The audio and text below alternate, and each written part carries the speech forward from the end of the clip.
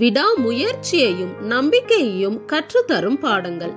வேதாகமத்துல யோபு 12வது அதிகாரம் 7-8 வசனங்கள்ல, இப்பொழுது நீ மிருகங்களை கேட்டுப்பார், அவைகள் உனக்கு போதிக்கும்.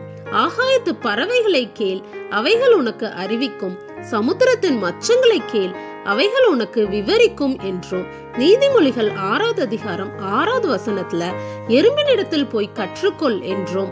மத்தேயு 6வது அதிகாரம் 26வது வசனத்துல ஆகாயத்து பட்சிகளை கவனித்து பாருங்கள் என்றும்.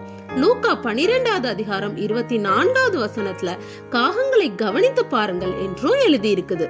விலங்குகளும் ஆசிரியர்களாக பாடங்களை கொடுக்குது.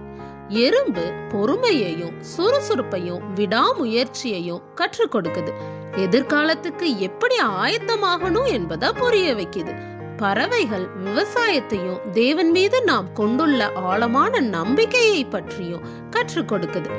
பரமபிதா எல்லாவற்றின் தேவைகளையும் சந்திக்கிறார்.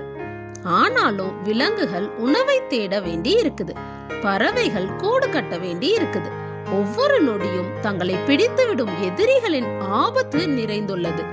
ஆனாலும் மன ரம்யத்துடன் தங்கள் வேலைகளை செய்யுது. பறவைகளின் சிறு பாடல்களும் எவ்வளவு மகிழ்ச்சிகரமாக இருக்குது.